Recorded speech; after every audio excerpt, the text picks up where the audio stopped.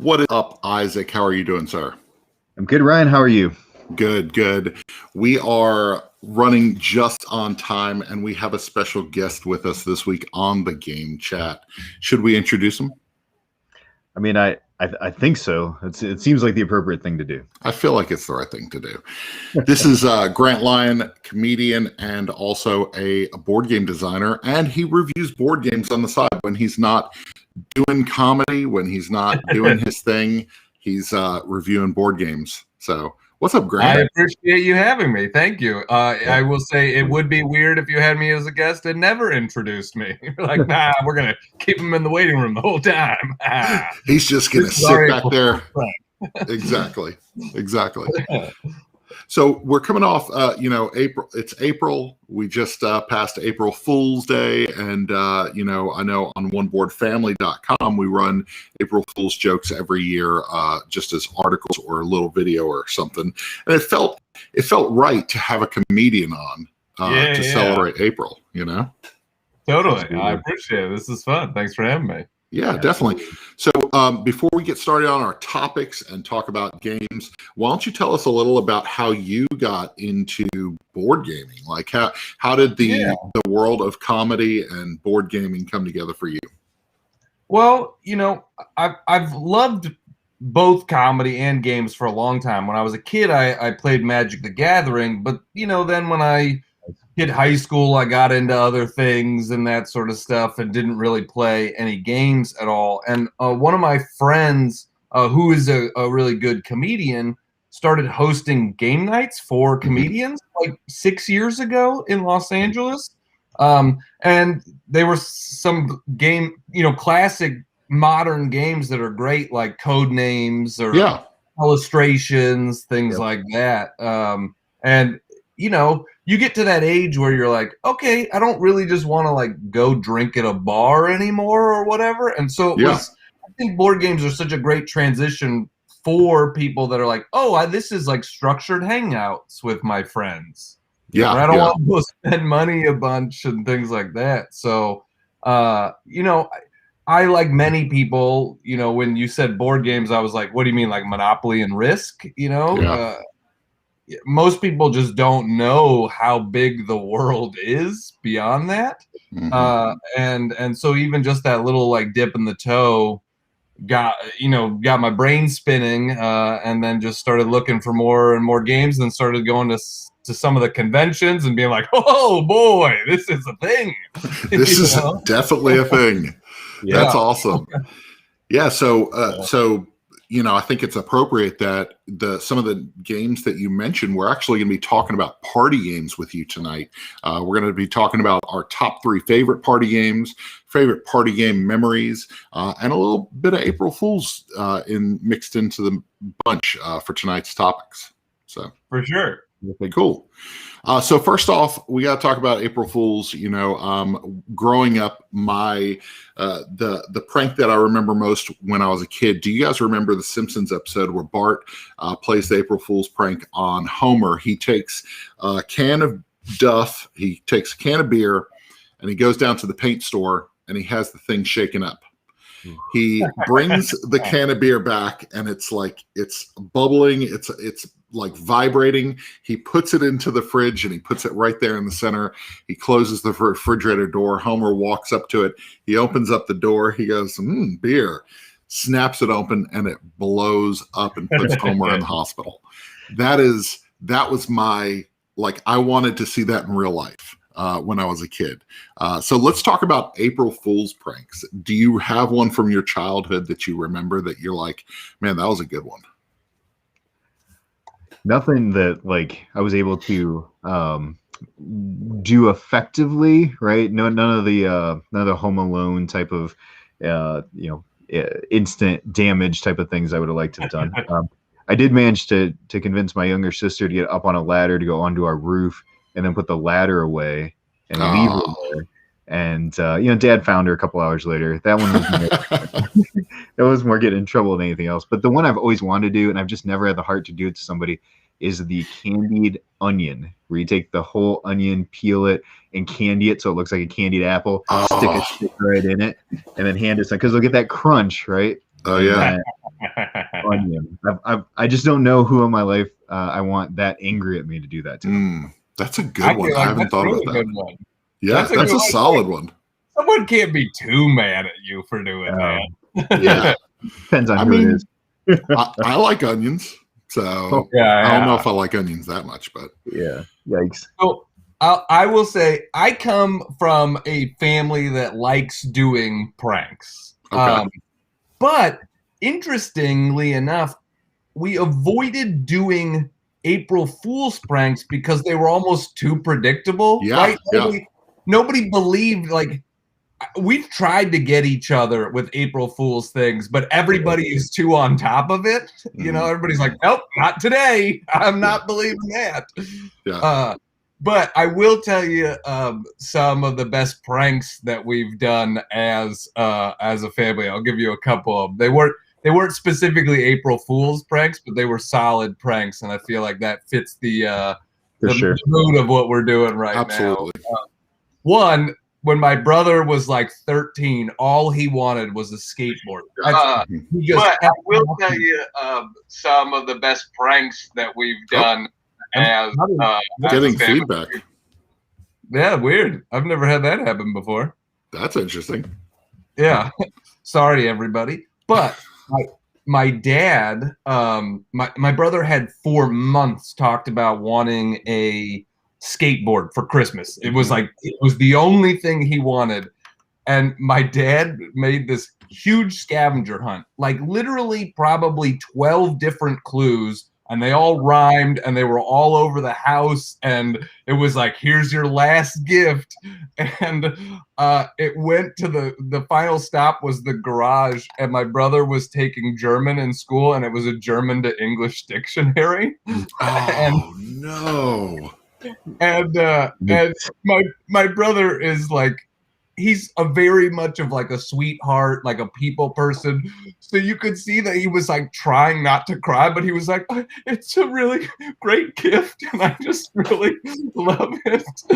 And then they were like, nope, prank, here's your skateboard. There we go. So that was a pretty good one. The best prank I ever did was when I was in college. We my freshman year in the dorms, we decorated the whole dorm hall for Halloween. You know, we put spider webs up, we put, fake blood on the walls, we did a bunch of different stuff. And our bathroom had 3 stalls, and we put a dummy in the middle stalls with like blood on the walls, like as if there was but we put the decorations up 2 weeks before Halloween. They stayed up for a week after Halloween. So everybody, at first when you'd walk in, you'd be like, oh, it's just the dummy. And then that happens for weeks, and you just get used to it. Yeah. And, on one of the last days it was in there, when nobody was around, I took the dummy out and put on all the dummy's clothes. Nice. And then just went and sat there in the bathroom in the exact same position. There we go. Yep. And so I didn't yell, I didn't scream, I didn't do any of that sort of stuff. When people would walk in and turn the bathroom light on, all I would do was just stand up. I got so many people. And then I made people promise to be quiet, and not go tell anybody, so that I could get more people. Oh, that's awesome. For Halloween, we used to do that stuff. Me and my dad, we would set up these elaborate little systems and scare kids. We would have a dummy out there for a couple days, and then we would have one of us dress as the dummy and scaring kids all day long. It was my favorite part of Halloween. For April Fools, I always wanted to do the cellophane on the toilet. You see it in movies. Yeah. You put the cellophane on the toilet, and people are like, oh. I remember as a kid doing that 2 or 3 times and waiting for my brother to go to the bathroom. And then as he comes out, I'm like, yeah. And he was like, there was this weird paper stuff in the toilet. I was like, how did it fall in? Every single time. I was like, what am I not getting? Do I need to glue it down? What do I need to do? So that never worked. I always wanted to do that. So see, that's the good part. My kids don't know that prank. So I'm sure I could get them right now. Like as soon as we end this, I could probably do it to them. So that sounds like a promise to me. sounds like something I'm going to report back on later. Yeah, please. Yes, please. I also, I went to summer camp every summer in like a sleepaway camp in Colorado, and pranks were like a big deal there. Everybody trying to come up with the best prank and that sort of stuff. And the best one I ever did is we had a lake, and there, camps are big on ritual, right? It's like you do the same thing also every morning. We would wake up, the bell would ring, everybody would go out to the lake where there was a little sort of isthmus and a flagpole, and we'd raise the flagpole and do like the Pledge of Allegiance. And in the middle of the night, I snuck out of the cabin, and I was like good at climbing stuff when I was a kid. So I climbed the flagpole with like clear packing tape and taped the rope pulley system to the pole. Yeah. But it was like the clear packing tape, so you couldn't see it that well. You're like, why is this not working? Yeah. And so like the 3 kids the next morning walk out and they're like tugging on it and it won't work. And, I loved camp, but there are also, the types of people that take it like too seriously. And if the ritual isn't followed, it means the end of the world is happening. And those people just started, I was probably 14, 15, and like just kids all around me just started crying. Like, we have to raise the flag. We have to raise the flag. That's really good. And the best part of it was then some counselors come out there and they're tugging on it and they can't get it to move. And then the camp director gets up in front of the whole camp and goes, "Look, I'm like legitimately impressed. I don't know how somebody climbed it and taped it. So if you're willing to like climb it right now and take the tape down, you won't get in trouble because we don't know how to get this down." That's awesome. Yeah. So I got like all the credit and none of the like in troubleness. Nice. Did you climb back up? Yeah, I climbed back up and took it down. Yeah. Man, I've never had the dexterity to climb something like that. I would fall out of a tree if I was 6 feet up. Speaking of flagpoles, the flagpole scene in Christmas Story always intrigued me. Like that kid gets his tongue stuck to the flagpole and it looks like gum as he's pulling it away. I'm like, there's no way that's real. So one day my parents are out of the house. I'm like 12 years old and they started leaving us alone, about 12 years old, somewhere around there. So I'm like, I'm going to put the metal ice cream scoop into the freezer. It's the same metal, right? Let's see if this thing actually works. I stuck it in the freezer for hours. They're out of the house. I'm like, let's test this. I put it on my tongue after it's been frozen for hours. And I'm like, this is really stuck. And stupid me doesn't think the sink is right here. Let me just put some hot water on it. Right. I start freaking out and I rip the thing straight off my tongue. I ripped a hole in my tongue and I'm sitting there. That sounds so painful. Bleeding. And I'm like, this really does work. Why? Why would they show this to us? It was freaking me out. And so, but I never told my parents because like I couldn't taste anything for days. Oh, sure. I mean, it was messed up. I like the kid logic of like, let's do this when nobody is around, so nobody's here. Absolutely. Yeah. You can't get in trouble if no one's here. Yeah. So cool. Let's talk about some games. This is the game chat after all.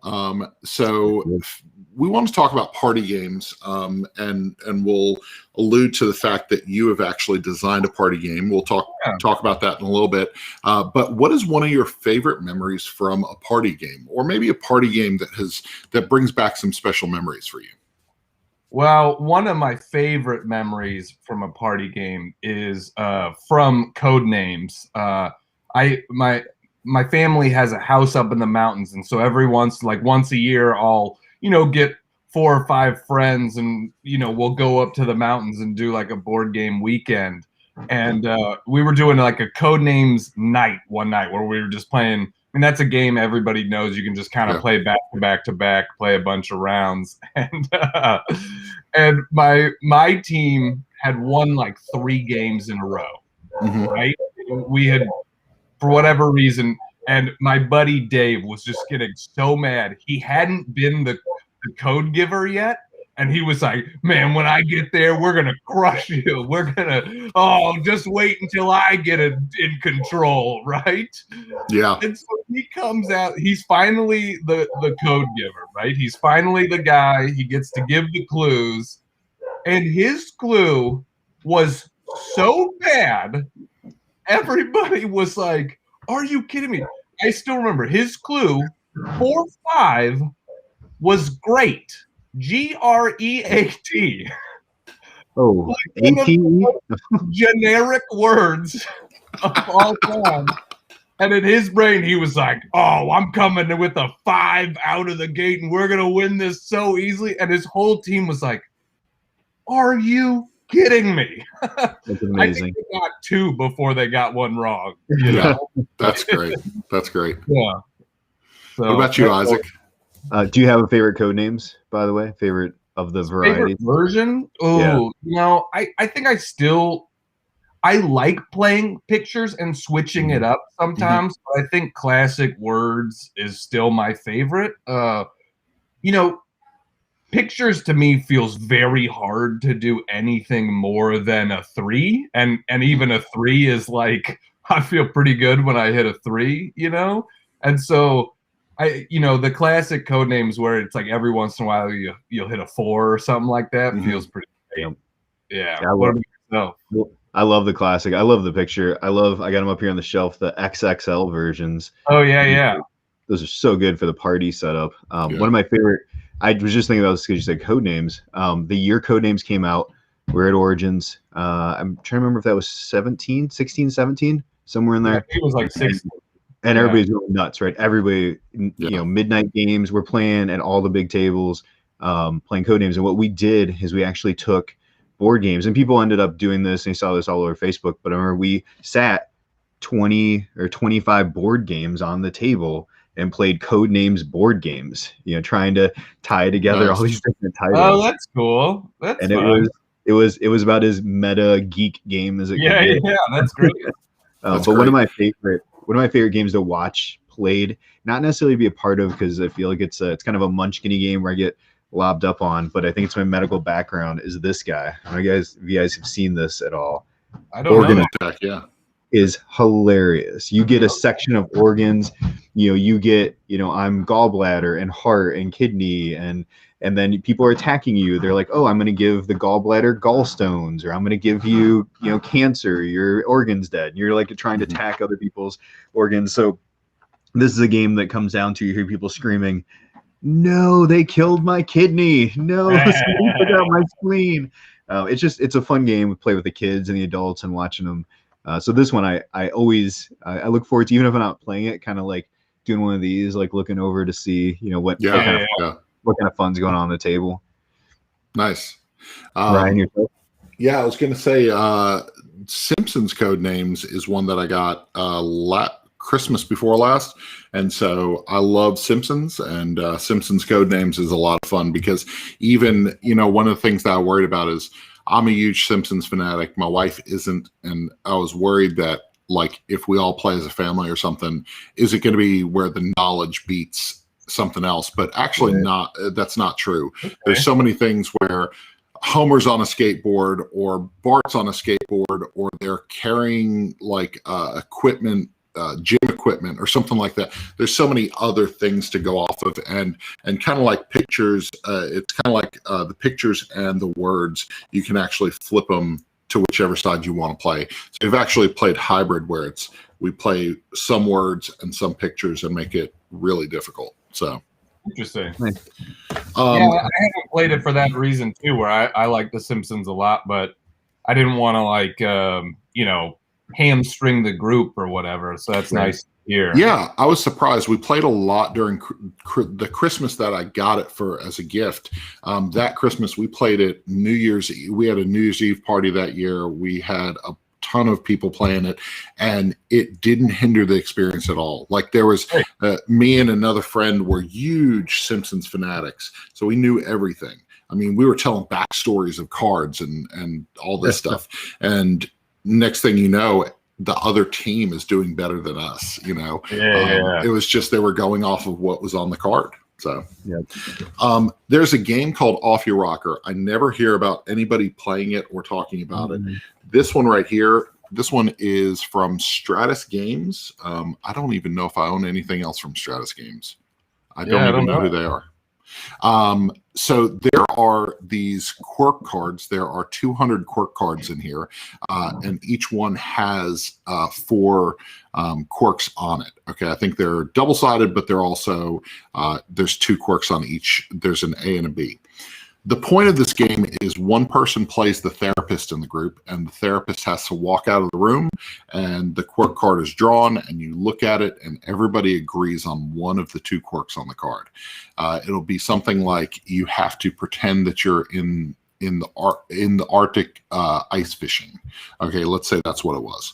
So the therapist comes back into the room, and you have to answer the questions. The therapist asks everybody one question, and you have to answer the question as that character or as that having that quirk. So if you're in Antarctica ice fishing, maybe you're holding a pole like this and you're shivering, and they ask you something about how you feel, and feeling a little frosty today, something like that. I don't know. It is for people who can think on their feet.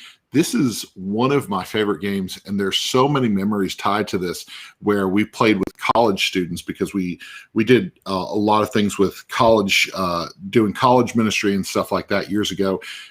College students playing this game is nuts. Like we played for till 2-3 o'clock in the morning playing this game, and it gets wild. It's awesome. It's a game that I wish more people knew about. I have no clue if you can even get it anymore. But this one's a really good one. So 2012 was the release date on that. So wow, yeah. You get these. This is interesting. You get these little. There's a timer if the person can't figure out the quirk, but you get these little discs, basically for whoever performs the quirk the best. And then these discs all have different illustrations and stuff on them. I thought that was pretty cool. So nice. Unique. Yeah, it's pretty cool, and people who can think on their feet, this is their game for sure. So awesome. So top 3 party games. What are your top 3 go-to party games? If you Grant, if you were like, you know what, tomorrow everybody's vaccinated, and we're gonna have some people over, what 3 party games are you pulling out? Well, I gotta mix up my list and do some classics and some newer ones. Okay. So top 3, I think forever will always be in my top 3 party games is Telestrations. It's just so funny and easy to teach and learn, and so memorable. That's always a game. I mean, that's probably like the last game we play. Every time we had a game night before, that's the last game we play. We started at 1 a.m. and everybody's tired and has had a couple of drinks, so they're bad at drawing. And that's, you want people to be bad at that game, And I'll cheat here a little bit and say that's my entry. But if you haven't played it yet, Monstrosity is awesome. I love Monstrosity. Yeah. If for anybody that likes Telestrations, you got to check out Monstrosity. It's really, I really like it a lot. And I haven't, I've played it with only my roommates so far because I only got it during the pandemic. So I'm excited to try it with a bigger group. Yeah. But yeah, I've really liked it a lot so far. It fell off of my list because of when we say top 3, it fell off of my list only because of one other game. So Monstrosity is so good. It's such a good game. Yeah. So Isaac, you got one? Oh yeah. You got one more? No. Is that was just That was. Are we doing? That was are we one. going around? And Yeah, that was we'll go around. Yeah, let's Yeah, do there that. we go. Yeah. Yeah. It's funny because party games are an easy, like for the deeper we get into hobby games, right? The easier it is to be like, oh, party games. Yeah. I'm Totally. too good for that. But the more I've circled around and realized like I need some really good party games because you do Yeah. need that end of the night game. We're not pulling out, some heavy game to finish the night usually, right? You want something to wind down. And it's also a good social lubricant game, like you said, working with college students, like so there's a ton of ones. I think top 3, these are the 3 I would reach for right now to take off my shelf that I own. Because there's some other ones I don't like. I love Wavelength, but I don't own it. But it's one a lot of my friends have. My first one I'm going to throw out is, and we talked about this. This actually is the only party game to make my top 10 of 2020. It's Hughes and Cues. This game is so good. It's really good. So it's such a simple. It's one of those like, why didn't I come up with this? Right? Like it's such an easy concept. And the fact that it plays so well with small numbers, big numbers, we've had a chance to play it with family. I mean, it plays up to 10. It's a huge board. It looks beautiful on the table. Like Hughes and Cues, as you're getting back into gaming, you need to pick up Hughes and Cues for a game night with family and friends. If nothing else, to hear people say the word grape and you just go, or grass. And you're like, what? But my favorite is Sky because Sky is like, what the heck? There's so many colors on the movie Sky. What time of day? Is it cloudy? Is it raining? I can tell you a funny story about Hughes and Cues that I didn't know about myself before. Well, I played that a lot with some family over the holidays. Got together. My sister and I drove up to my mom and my aunt's place because we felt we could keep it safe by driving and stuff like that up to Oregon. And so we played a bunch of Hughes and Cues, and it was all of our first time playing it. And I apparently don't know colors. I did not know that. I did not know that about myself because I was real bad at that game. Like literally, my sister was like Sage, and I was the next person to go. Like I'm the first person to right because sometimes if you're not the first person to put down your cone, you can be like, okay, well I didn't know what that was, but everybody else is going there. Yeah. There too. But when you're the first person, my sister said Sage. And I put my cone down in the light purple area. And I was like, I'm pretty sure that's what Sage is. And then everybody on the opposite side of the board. I am not exaggerating here. My aunt has gone blind later in life. And so she still, we try to include her in different things. And so she basically described the colors like what she wanted it to be. And then my sister put her cone down for her. And and she beat me every time. My aunt who is blind. That's amazing. Beat me who was looking at the actual color. That's hilarious. Well, some of these games make you realize that you might be colorblind. So I didn't know my father was colorblind until we played Quirkle. We played Quirkle. He starts laying stuff down, and I'm like, "Is anybody else seeing a problem here?" And we all looked at the board, and we were like, "Do you know what color that is?" And he's like, "Yeah, it's blue." I'm like, "Not even close." So that's how we found out. That's how I found out my father-in-law was colorblind. Oh wow! And actually, Josiah, my son, who's 15, he actually struggles a little bit with using cues in certain areas of the board, and so it frustrates him, but he still plays and enjoys the game. So. Yeah. Hey, they have an excuse. I'm just a dummy. I'm not colorblind at all. I'm just like when somebody's like chartreuse, I'm like, how? What? I've never heard of that. I don't know what that is. So yeah. So my first game, top 3 party games, I would have to say Finger Guns at High Noon. This is a game that we actually reviewed for Indie Boards and Cards and fell in love with. We ended up teaching this a bunch at a convention, Southern Fried Gaming Expo. We took this up there, and it was an advanced copy, and Man, this game is fantastic. It's basically rock, paper, scissors, and you have all these different setups. And what happens is somebody will be the sheriff each round, and the sheriff basically goes 3, 2, 1, draw, and everybody has to flip out one of a variety of different finger actions, whether it's shoot or whether it's bomb or I'm trying to remember lasso, which you lasso an ally to be on your side. It's really, really fun. And what's cool about this game is that player elimination doesn't exist. Once you die in this game, you become a ghost, and all the ghosts are trying to ruin the game for all the cowboys. So nice. It's a pretty cool game. If the ghosts are at a clear disadvantage, but if you win as the ghost, it is, man, everybody's high-fiving at that point. So nice. That's what I've heard about a bunch and have never played. I'd like to try it sometime. It's really good, and it's so quick. It's 20 minutes, and it's one of those games that somebody will be like, "I died really fast. I want to play again. Let's go." And everybody else is in. So, have you ever played Rock Paper Wizard? I haven't. Yes. I know about it though. You have that one, Isaac? I have the second one that just came out to review, which is Headlock Paper Scissors. Oh. The WWE skin of Rock Paper Wizards. So they basically stuck WWE on it, and it's on my review pile. So and have you played Finger Guns at High Noon as well? I've not played that. I'm just curious to see the comparison between the two. Sounds kind of like that and Cashing Guns maybe smashed up a little bit. Yeah. So I think there's 8 different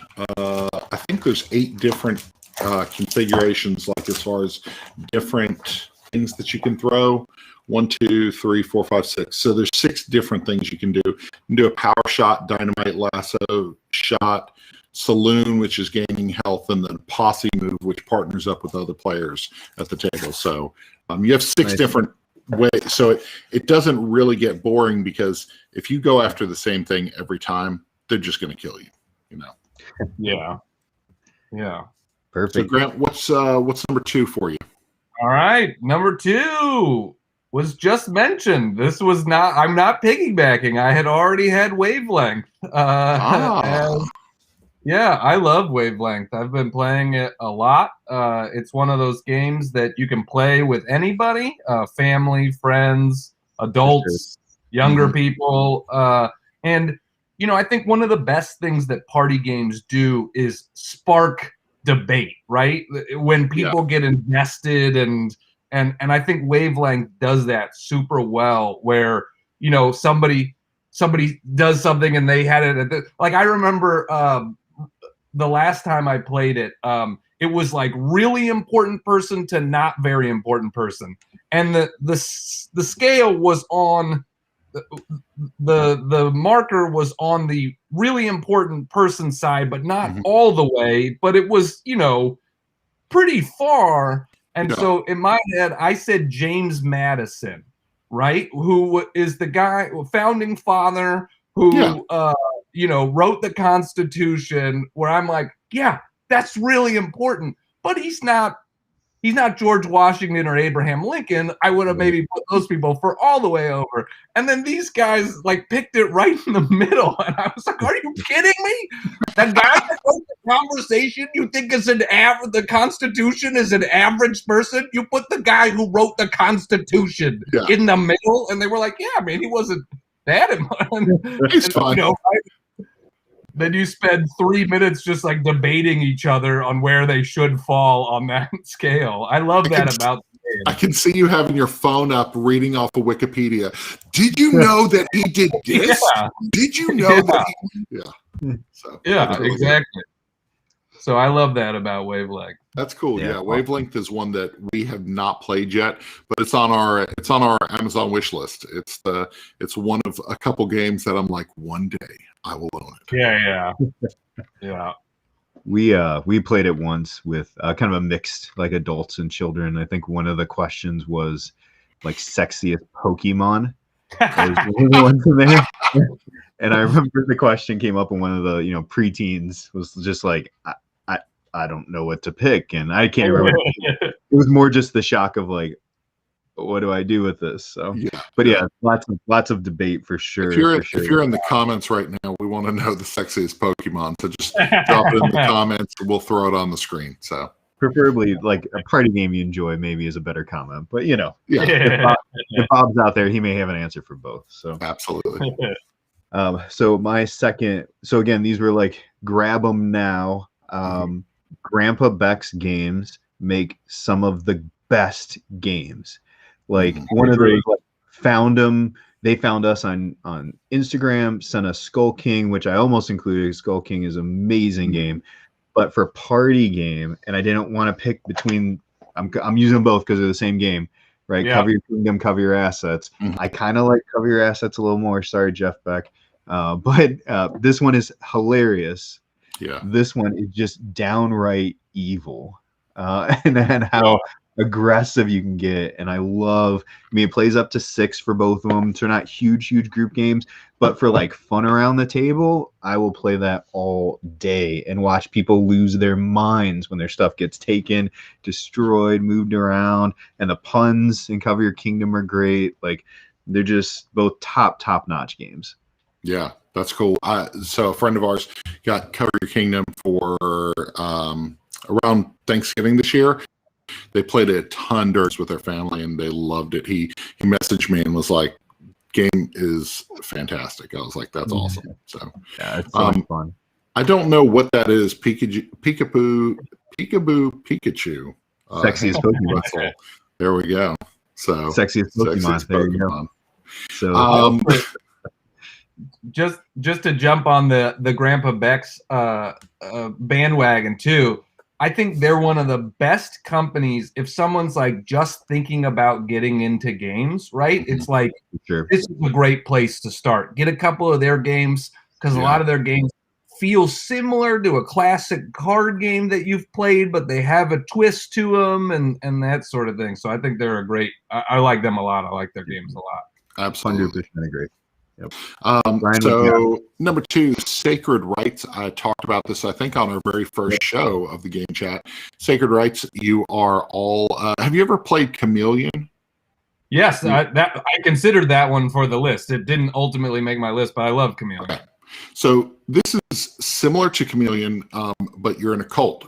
Everybody's sitting around the table, and you all have a card with either a little window in it or something that says that you're an outsider on the back of the card, and somebody picks up a word and they slide it into their card and they look at their card, and if they can see it, they're part of the cult of people.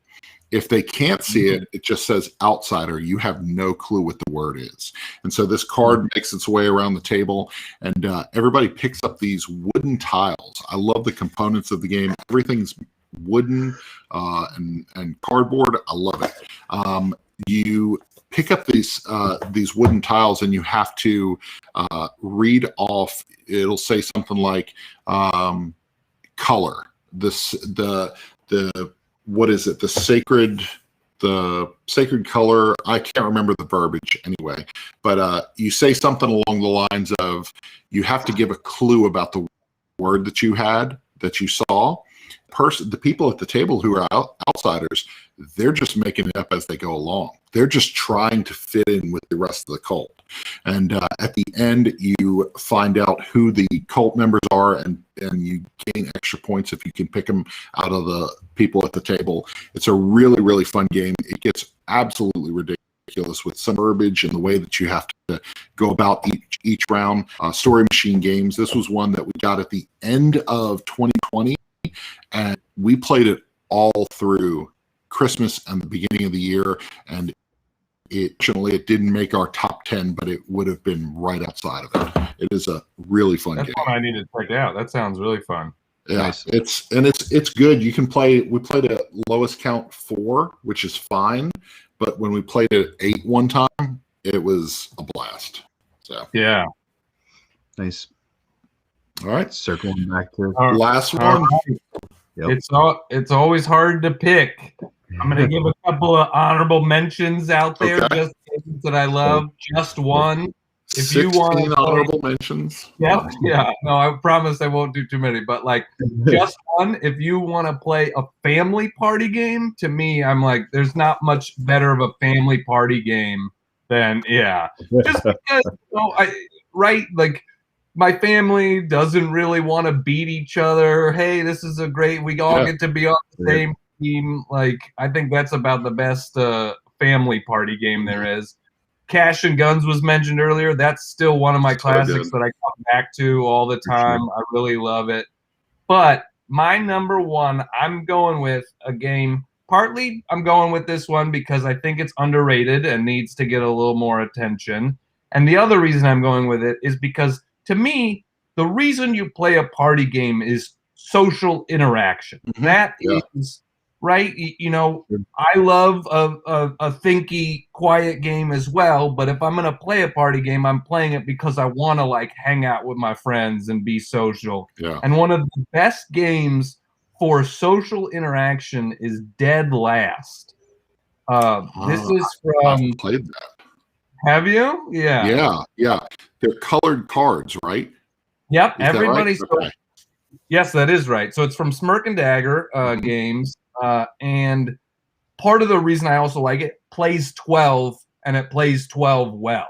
There are not that many games that play that high of a player count and play them well. And so all it is everybody has a color identifier, and you have in your hand, you have the colors for each other color around the table. And on the count of 3, everybody's holding up one color and you are voting basically to eliminate somebody.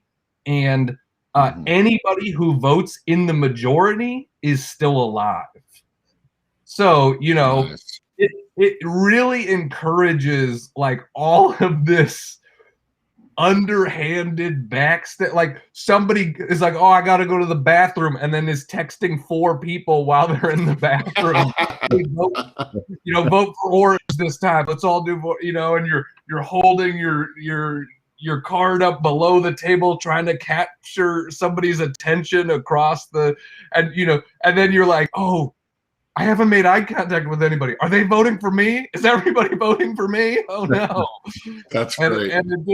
And yes, there is player elimination, but every round is like 5 minutes maximum. So you're just, you're trying to get to a certain point total, and every round, you're playing for 45 minutes, an hour, and every round is 5 minutes maximum. So yes, you might be eliminated, but you're eliminated for 2 minutes, and then you can talk to other people anyways because it's a social game. Yeah, that's really cool. Yeah. It's fun. That sounds good. I haven't played that one. I don't remember if I played it, but I know the concept, and I remember being like, I could get down with that. So yeah, it's definitely like it definitely like induces like a little bit of paranoia where you're like, oh, yeah, pay attention here. Why would you eliminate me? Why? Yeah. But it's really fun, and if you're with lighthearted people, everybody doesn't take it too seriously. That's for sure. Yeah. So my third, I had a couple others, like you said. I mean, Decrypto, Captain Sonar is awesome. Like, some other ones. Spyfall is a great game. I had the ones I really want to include, but this one I was actually introduced. A local game group that I joined with, kind of about 6 months before the pandemic started, and we play a lot of heavy games with this group. But when they introduced this game to me, I was unfamiliar with it. Even with the Dice Tower Seal of Excellence, I'd not played it, and that is When I Dream. I don't know if you guys have had a chance to play this ever. I know I have not played it, but it plays 4 to 10, and it plays 10 well. It's one of those games where everybody's participating, right? So it's unlike something like Decrypto. There's kind of that downtime where one person's doing something. This game keeps moving. The key addition is the blindfold that you have to put on if you're the dreamer. And then there's an actual physical bed in this thing, like you take this thing out and it holds the cards. It's like a literal little bed. Oh, fun. and it's got a word on it. And if we're playing, if there's 10 of us around the table and I'm wearing the blindfold, one after another, each person's giving a one-word clue, trying to get me to guess whatever's on here. Kitchen, but I don't know it. You're going to flip it as soon as I say a word. And the key with this, if there's 10 of us on the table, some of us are trying to help me get points, and they're giving me good clues. Some of you are not helping me, and you're giving me bad clues. And one or two people are trying to keep it even, trying to get me good and bad clues. So you're trying to figure out amongst all the voices going around in a circle who's helping you, who's not, who maybe helped you once but isn't helping you again. It's a blast. It's a quick thinking game. What's the ratio of good clues to bad clues? Is it even, or are there more good clues? So depending on player count. So like if we did like let's say an 8-player game, there's 4 people helping you, 3 people working against you, and 1 person who wants it in the middle. So for almost every player count, there's one more wanting to help you. And so as it starts cycling around the table, if you don't have a clue, we have a 3-second, like if that person hesitates for more than 3 seconds, you move past them and keep going, because that person usually is stalling on purpose. But it's fun, and it's trying to okay, can I trust this person? Can I trust that person? And when you're on the table, the best thing is if you get 2 people in a row who are trying to help, because then you can give a clue like peanut butter, right? That actually works together. But then when you get 2 that aren't, I could say peanut, and then they say face, right? And then it's like, what the heck? What is he trying to do? But it's a lot of fun. And cool. I love that it plays up to 10, which, again, it's one of those no player elimination. It keeps moving, and it's a lot of fun. Highly recommend checking it out. Nice. A friend of ours has that. Might have to borrow it from them. So, my number one, just one. It is the game we've actually.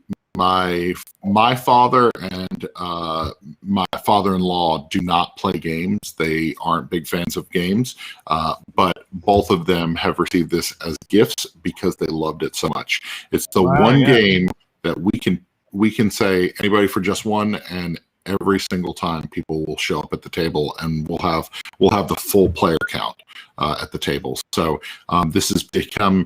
We play it a little too much at family events, but I'm really, the fact that this gets played, the fact that our parents are totally down to play it is super cool. So lots of fun memories with that. So yeah, I think that's probably replaced Codenames as my family, like my mom's generation, my mom and my aunt, like that's probably their favorite game, replacing Codenames. Nice. As people who don't play games very much, Yeah, absolutely. Jazz in the comments. Hello, fellas. So, hey, Jazz. What's up, Jazz? Our family, that's interesting, too. You say that, like, Codenames gets played a lot, but, like, with the parent generation, my dad especially loves Wits and Wagers.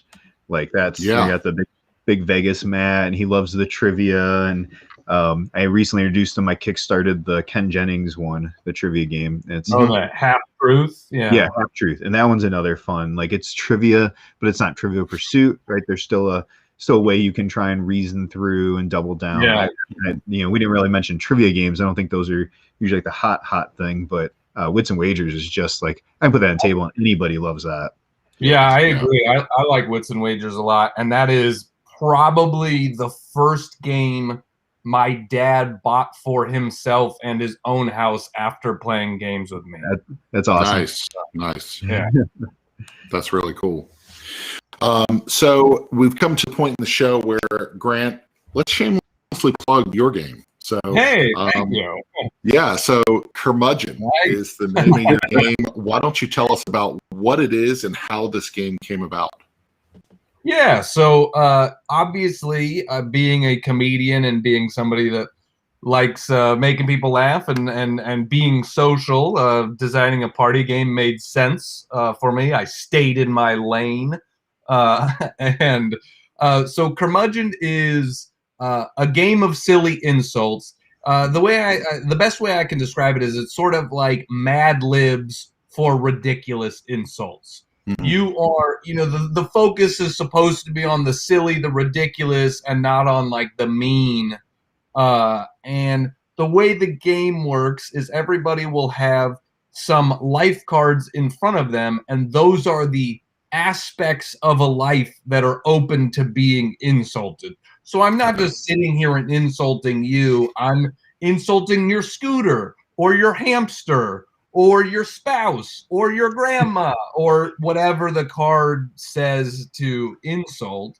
Yeah. And then you have some keywords in your hand, and you are basically throwing them together and just coming up with an insult. And to me, one of the things we put a note in the rule book, which was the people that just throw the random things together that barely make sense always do better at the game than the people who are sitting there trying to come up with an epic insult. Yeah, right? yeah. We want to encourage, because I think that's one of the biggest barriers to entry in the game is people go, oh, I'm not going to be able to do that. And in all of our playtesting and all of the times, we never met somebody who could not do it. Yeah, yes, yeah. there might be some people that were a little bit better than other people or whatever, but never did we meet somebody that was just like blank stare, couldn't come up with anything. Yeah, right? yeah. Because it is just like crazy ridiculous. I mean, not that I'm trying to plug my own game too much, but you're asking for like memorable moments in party games. Yeah. And that's one of the things, to me, also a good party game. You remember the moments and not the winner, right? You walk away thinking about the jokes and the laughter that was shared, not the people who walked away winning. And hopefully, to me, Curmudgeon does that. And there are jokes and insults that I've heard in a play test years ago that I still remember, right? Because they were just so crazy. One time somebody said they had the insult words, the words obese and night, and they said your hamster is so obese it uses a sleep apnea machine at night, or just crazy things like that. Nice.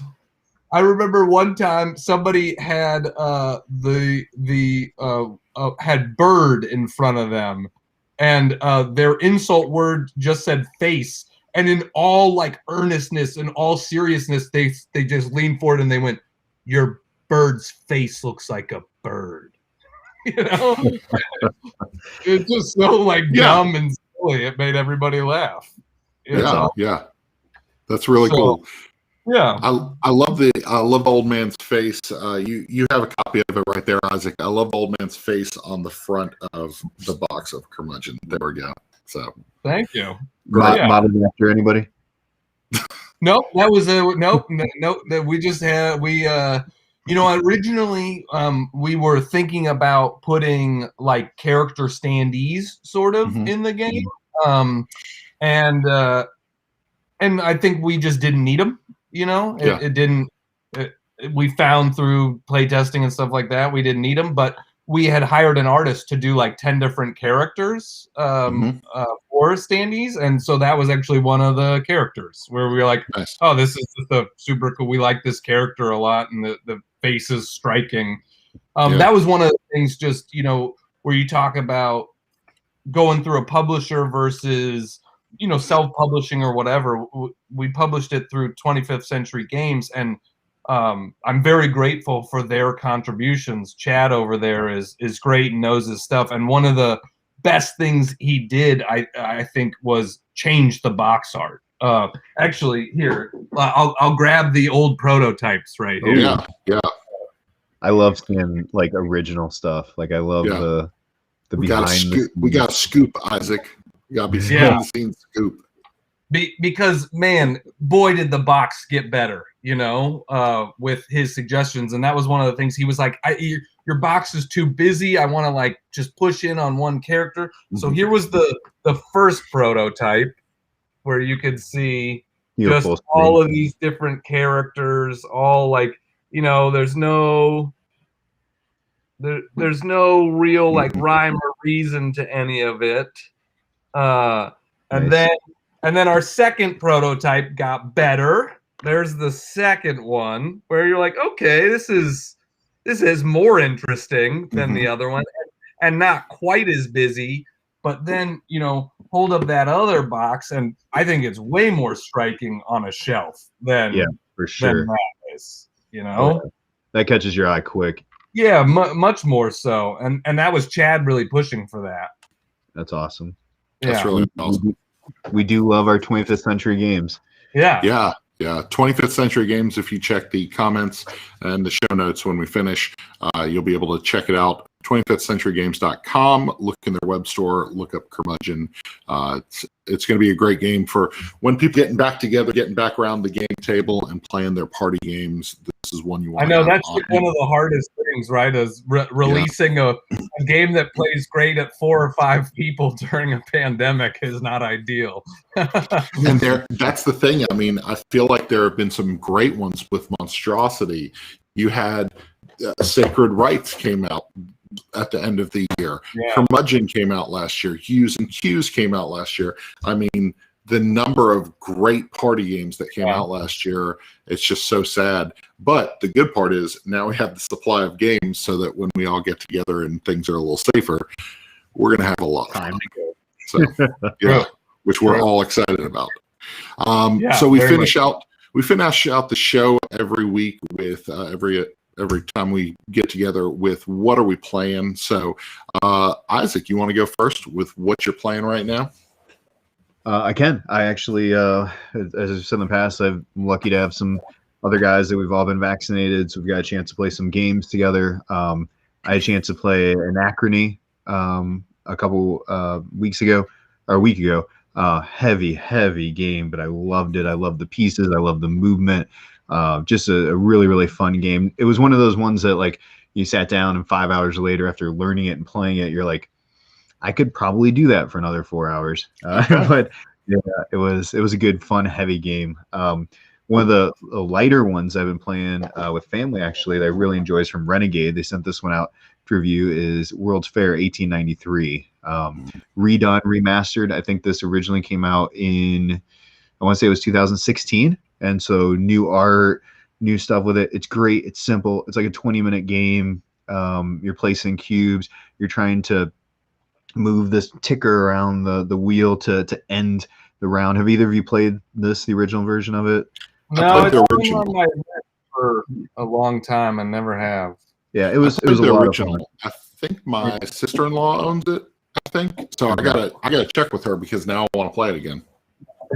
but it is one of those, like, I mean, aesthetically, it's a pretty board. It's got pretty pieces, and by the time you're done, you felt like you made some meaning. I love a game that makes meaningful decisions in a 20-minute space, right? That I still feel like I got a good game.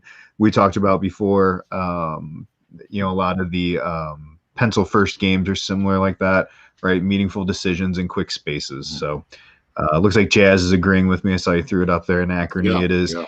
It's crunchy, it's heavy, but man, it's a good game. I've seen the giant boxes that people have been getting. Oh, yeah. It's a big box.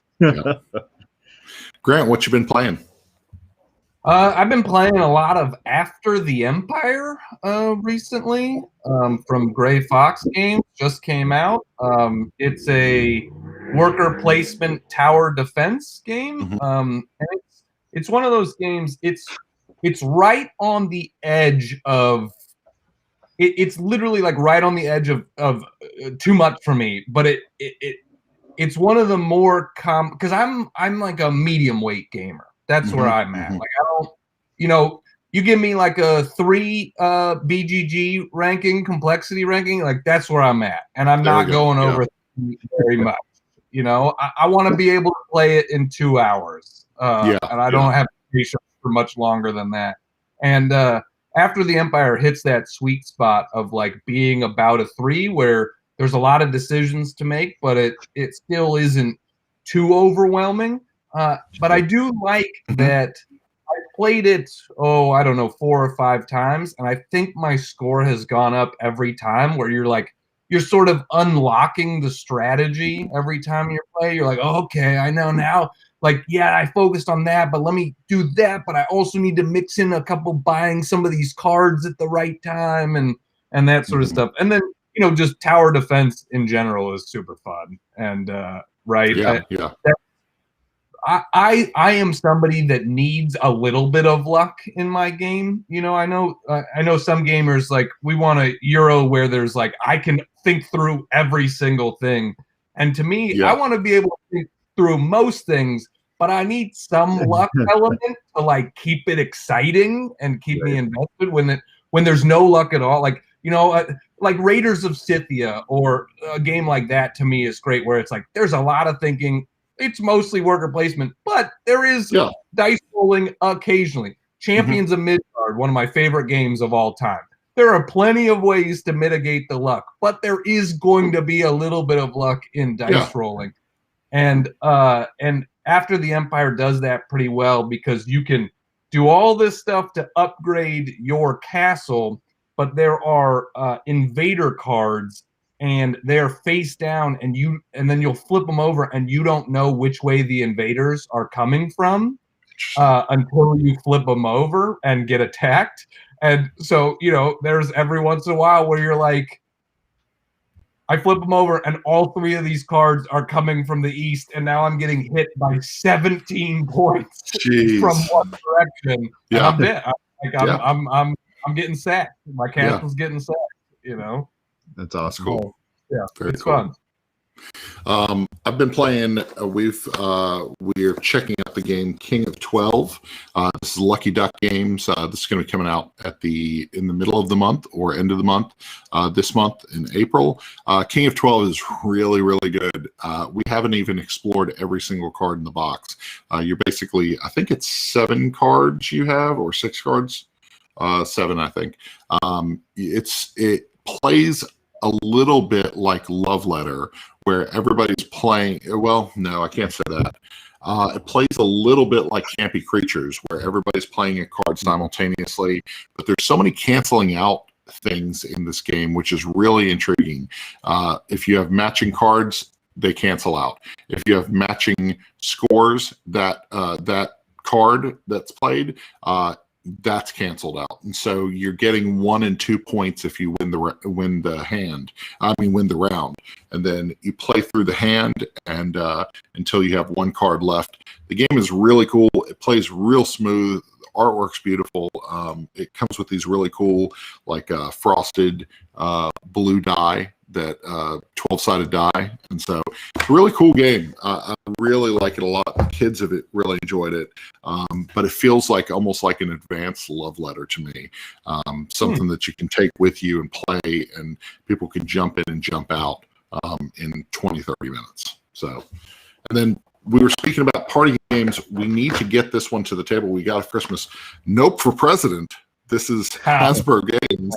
We got this as a Christmas gift from a family member because they know we love Parks and Rec. And some of these cards are ridiculous. And so we're trying to find time where we can get together with some people in a safe environment where we can go through this game, because these cards are absolutely insane. Basically, each round, somebody is the press, and they have to ask a question. So let's see what the questions. Pawnee plague spreads through park water fountains, the Pawnee Journal. So that's the question from the press, and you have to answer using a blue card, which is a quote from Parks and Rec. And you have to somehow explain how you're going to take care of the plague, the Pawnee plague, by using a quote and explaining how you're going to do it as a candidate. So it's pretty funny. So, yeah. Little Sebastian every time. That's the answer. Man, Little Sebastian's always the answer. So, cool. And where can people find your comedy? You've got videos out there all over the place. Where can they find your game recommendations? I want you to point them to you. The easiest place is probably just youtube.com/Grant Lyon, which is Lyon. You're also welcome to go to my website, which is grantlyon.com, and there are links to all the various places that you can find me on Instagram, Twitter, YouTube, all that sort of stuff. I had an album, comedy album that came out in 2020 that hit #1 on the comedy charts. Nice. So that's fun. If you like comedy, it's like 60 minutes of good jokes. And yeah, I put out like a couple of game videos every week on my YouTube channel. The thing I do is a short and funny, hopefully, review of games. Yeah. So I like the I try format to, because yeah. I like the format because it's quick and it gives you an overview, but you do it with a lot of passion and just a lot of fun. So it's really Thanks, good. man. Yeah, I learned. The way I try to think about it is like, watch a video to get a recommendation for a game you don't know about, or get a laugh about a game you do know about. Yeah, yeah. I learned that I don't ever want to play Clink with you watching through your videos. So. That's funny. I haven't seen your Clank one. I gotta check that out. The video is called "Why You Don't Want to Play Clink with Me." So you'll Yep. Wow. Is it the same reason? Is it the same reason why my wife doesn't like playing Clank with me, where I run for the door immediately and make sure she gets trapped in there? Oh, okay. It's different. It's I mean, I can spoil it. It's okay. It's because I want to make it more thematic, so I keep a pot and a spoon. So every time a clank happens, I can make an actual clank. You're gonna give people PTSD. So Exactly. cool. Well, Isaac, promote your channel, man. So Gaming with Sidekicks. Thank you right there. Gaming with Sidekicks. You can find us over on Facebook. Easiest thing, go to our main website. It's just gamingwithsidekicks.com. Our reviews, previews, video content, as we're starting to do a little bit more here with this. And our Instagram account is probably where I try and keep active, posting pictures of games that we love, games we like with the people we love. And that's what we go after. And we have some good conversations, some good giveaways. Hopefully, I think we got something coming up here pretty soon. We recently gave away a copy of, speaking of tower defense, of Kingdom Rush. Yeah. So, really good games out there. Come check us out at gamingwithsidekicks.com. That's cool. Awesome. You can find us at One Board Family all over the place, social media accounts, or oneboardfamily.com. This Friday, we're celebrating 1 year of Unmatched. On Friday nights, me and my wife, Erin, run Friday Night Fight on our YouTube and Facebook channel. It's become something that we never imagined. We did it as a way for us to play a game, and because we were bored and couldn't have our friends over on Friday nights, we just streamed it, and it turned into an awesome community of people who love Unmatched. And so you're going to be able to tune in this Friday night. We're going to do a 2 versus 2 matchup. I'm going to be fighting with 2 characters. Aaron's going to fight with 2 characters, and Restoration Games has been kind enough to donate a giveaway of 1 promo card of the user's choice. So after the video publishes, after it goes live, comment on the YouTube channel up through the 16th of April and enter that giveaway. So it'll be a lot of fun celebrating a year of doing this, which is insane. Congratulations. Yeah. That's awesome. I'm coming up on April 15th as my 1 year of starting game videos. That's awesome. That's very cool. Yeah. Congratulations. Yeah, so you guys go check out Grant Lyon. Thank you so much, Grant, for coming on the show. We really appreciate it. And yeah, thanks for talking about board games and party games with us. So happy to join you guys anytime. Thanks. Thank you. All right. Have a good one.